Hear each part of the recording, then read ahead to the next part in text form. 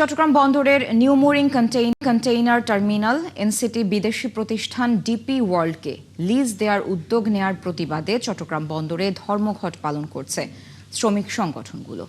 ধর্মঘটের কারণে সকাল ৮টা থেকে বন্দরের সব কাজ বন্ধ ছিল।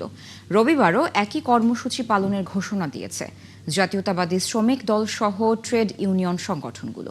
এদিকে শ্রমিকদের ধর্মঘটের কারণে বন্দর জুড়ে বাড়ানো হয়েছে নিরাপত্তা ব্যবস্থা।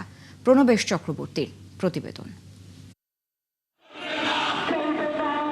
শনিবার সকাল ৮টা থেকে কাজ বন্ধ করে দিয়ে ধর্মঘট শুরু করে চট্টগ্রাম বন্দরের ট্রেড ইউনিয়ন শ্রমিক সংগঠনগুলো। এতে বন্দরের মূল ফটক দিয়ে পণ্য ও কন্টেইনারবাহী ট্রেলার, ট্রাক, লরি চলাচল বন্ধ হয়ে যায়। বন্দর এলাকায় মিছিল সমাবেশ বন্ধ রাখার নির্দেশ অমান্য করে সকাল 11টা থেকে শুরু হয় বিক্ষোভ মিছিল ও অবস্থান কর্মসূচি। এতে ভোগান্তিতে পড়েন পণ্যবাহী গাড়ির চালক, শ্রমিক ও আমদানি রপ্তানির সাথে জড়িতরা।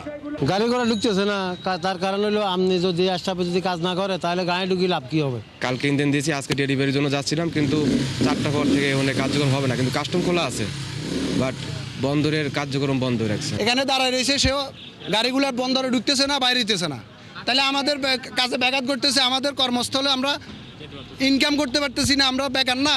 শ্রমিকরা জানান, বন্দর এনসিটি টার্মিনাল ডিপি ওয়ার্ল্ডের কাছে ইজারা দেওয়ার চুক্তির বিপক্ষে তাদের অবস্থান। কারণ লাভজনক বন্দর টার্মিনাল বিদেশি কোম্পানির হাতে দেওয়া সিদ্ধান্তটি দেশ বান্ধব নয়। এখনই এই উদ্যোগ বন্ধ না হলে তারা আরও কঠোর কর্মসূচি দেবে। মাফিয়া চক্র, বিদেশি বেনিয়ারা এবং বাংলাদেশের দালাল শ্রেণী এবং দেশ বিরোধী ষড়যন্ত্রকারীরা এই চট্টগ্রাম বন্দরকে বিদেশিদের হাতে তুলে দিয়ে আমাদের অর্থনীতিকে ধ্বংস করে দিতে চায়। সরকারকে আমরা একটা সিগন্যাল দিতে চাই যে চট্টগ্রাম বন্দর যদি বিদেশি কোনো বেনিয়াদের তুলে দেওয়া হয়, চট্টগ্রাম বন্দর কর্মচারীরা কোনো অবস্থাতে মেনে নেবে না। অনির্দিষ্টকালের জন্য বন্দর বন্ধ হয়ে যেতে পারে। শ্রমিক নেতারা আরও জানান, বন্দর বিদেশিদের হাতে গেলে জাতীয় নিরাপত্তা হুমকির মুখে পড়া ও বহু শ্রমিক কর্মহীন হওয়ার শঙ্কা রয়েছে। কর্তৃপক্ষ ইতিমধ্যে আমাদের বিরুদ্ধে চিঠি ইস্যু করেছে, বিজ্ঞপ্তি জারি করেছে।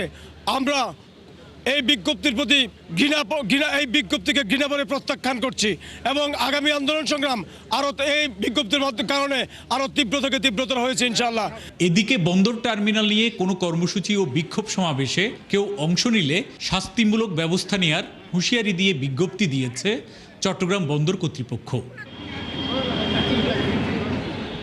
প্রণবেশ চক্রবর্তী, ৭১, চট্টগ্রাম।